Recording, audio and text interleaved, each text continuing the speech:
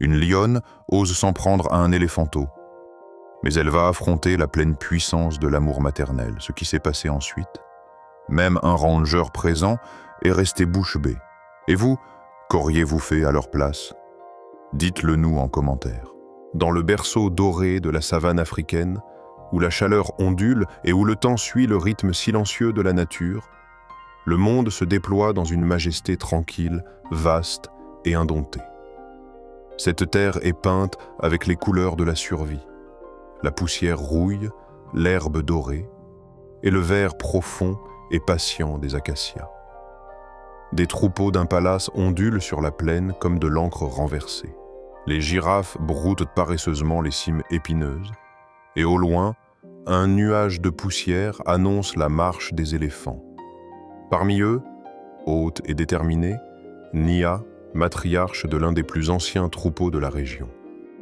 Avec ses grandes oreilles déployées et ses défenses marquées par le temps, elle guide les siens avec une puissance tranquille et une mémoire profonde. Chaque pas raconte des épreuves traversées et des dangers surmontés.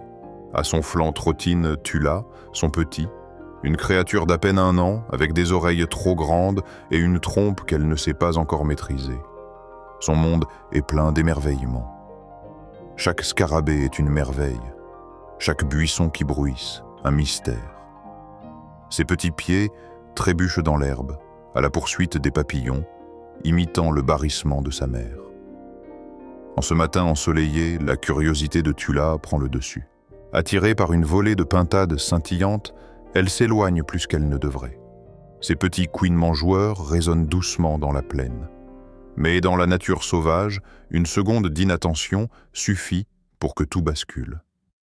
Tapis, dans les hautes herbes, une ombre solitaire, une forme sculptée par la faim. C'est la plus grande peur de Nia, un prédateur, là où sa petite explore. Une lionne, autrefois membre d'une troupe.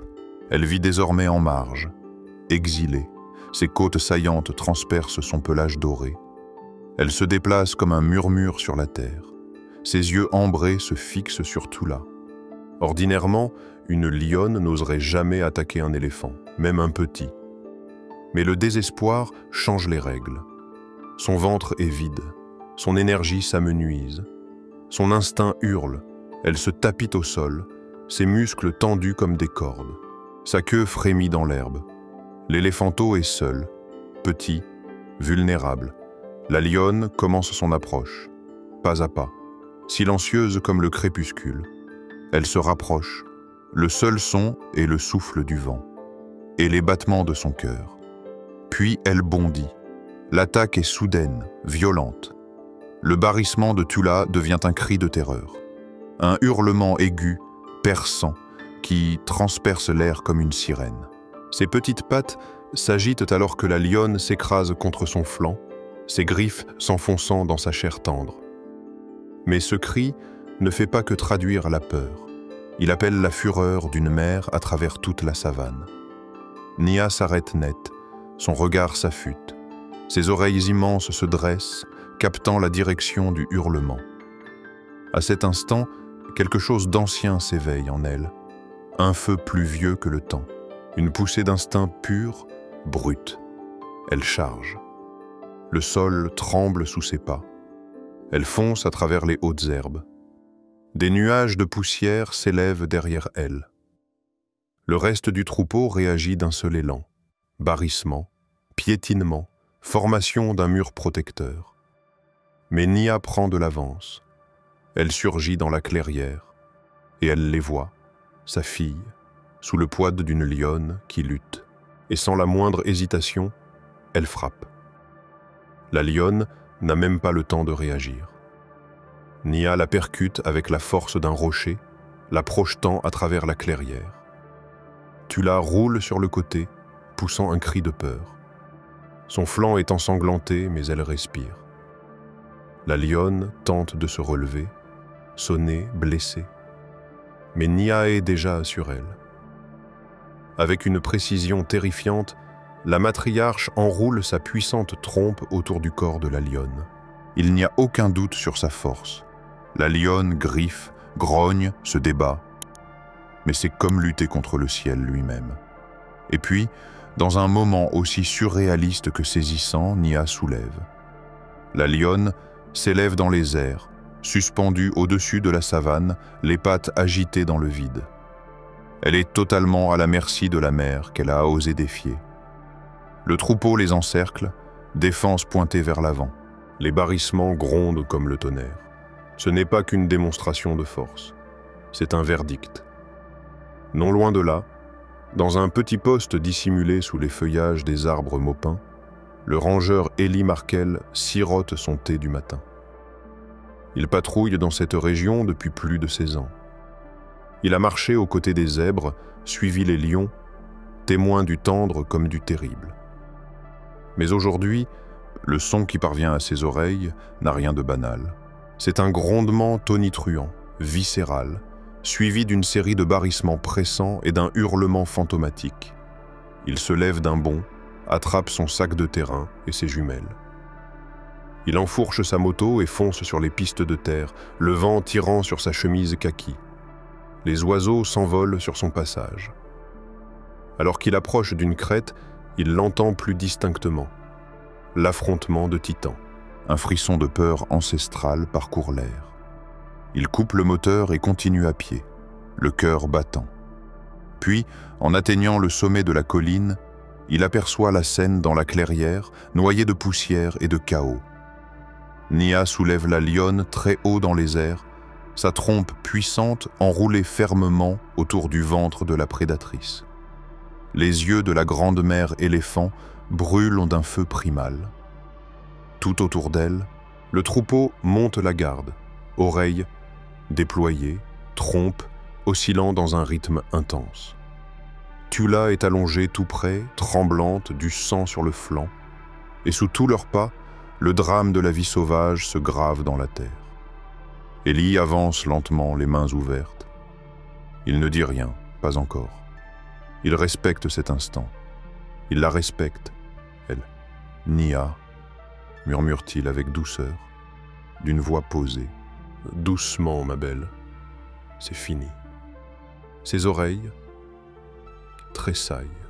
Son regard se tourne vers lui, perçant, méfiant. Un instant, on croit qu'elle va aller jusqu'au bout. La lionne, encore vivante, pousse un faible râle sous la pression écrasante de la trompe. Mais alors, quelque chose change. Peut-être est-ce la reconnaissance ou le souvenir. Eli l'a protégé des braconniers pendant des années. Il a suivi son troupeau quand la sécheresse les a mis en danger. Peut-être ne connaît-elle pas son nom, mais sa présence, oui. Dans un dernier souffle, elle relâche la lionne. Le prédateur s'effondre au sol, toussant, à peine consciente. Eli s'approche, doucement, chacun de ses gestes est calculé. Il s'agenouille près de la lionne. Sa cage thoracique se soulève faiblement. Elle saigne, mais elle est en vie. Il appelle du renfort par radio. Derrière lui, Nia se tourne vers Tula et la pousse tendrement du bout de la trompe. L'éléphanteau se redresse en gémissant, s'appuyant lourdement contre sa mère. Nia entoure tendrement le dos de sa fille avec sa trompe et dans un moment de grâce silencieuse, elle s'éloigne. Le troupeau la suit, le drame s'efface peu à peu dans l'horizon doré. La lionne est ensuite sédatée et transportée dans un centre de réhabilitation pour animaux sauvages. Ses blessures sont profondes mais non mortelles. Avec des soins attentifs, elle survivra. Tula est examinée à distance. Malgré les éraflures et la peur, elle ne souffre d'aucune blessure grave. Ce qu'elle gagne cependant est plus profond. Une mémoire qui façonnera ses instincts pour les années à venir. Dès ce jour, elle ne s'éloignera plus jamais de plus de quelques mètres du flanc de sa mère. Eli, lui, revient souvent sur les lieux, observant les traces, étudiant les marques gravées dans la terre. Les empreintes de pattes de la lionne, la poussière retournée par la charge de Nia, la marque à peine visible de la chute de Tula. Chaque trace raconte une histoire, chaque cicatrice, une leçon. Au cœur de la savane, les lignes entre prédateurs et proies sont tracées dans le sable. Mais parfois, la nature nous surprend. Nia avait le pouvoir de tuer, et toutes les raisons de le faire. Mais elle a choisi la retenue. Ellie aurait pu intervenir trop tôt ou trop tard. Mais il est arrivé au moment exact où il le fallait. Une lionne, poussée par la faim, a appris à ses dépens ce que coûte une erreur face à la force de l'amour maternel. Ici, sous l'immensité du ciel africain, cette histoire dépasse le simple affrontement. Elle devient un hommage à l'instinct, à la clémence et à l'équilibre fragile de la vie sauvage. Tula grandira. Elle se souviendra. Et un jour, lorsqu'elle deviendra matriarche à son tour, elle portera en elle le souvenir de ce jour où sa mère a soulevé une lionne dans les airs, puis l'a relâchée dans l'immensité sauvage de la savane. Ce que nous avons vu ce jour-là était véritablement extraordinaire. Pas seulement la fureur d'une mère défendant son petit, mais le moment où elle a choisi la clémence plutôt que la vengeance. Elle avait le pouvoir de mettre fin à une vie, mais elle a choisi d'épargner. Et dans cette décision silencieuse, la nature nous a transmis une leçon profondément humaine. Une leçon simple mais éternelle. La véritable force ne réside pas uniquement dans la puissance ou la violence, mais dans la compassion. Même dans les instants les plus rudes de la nature, il y a de la place pour la retenue, pour la grâce. Alors que tu l'as guéri et que la lionne se rétablit, nous sommes rappelés à ceci. Chaque créature a un rôle à jouer dans l'équilibre fragile de la vie. Et parfois, les moments les plus puissants ne sont pas les combats, mais ceux où la nature choisit la paix. Si cette histoire vous a touché, si elle vous a fait vibrer au rythme du cœur sauvage, laissez un like. Abonnez-vous à notre chaîne pour d'autres récits inoubliables du monde naturel. Laissons la voix de la nature résonner. Et soyons ceux qui savent vraiment l'écouter.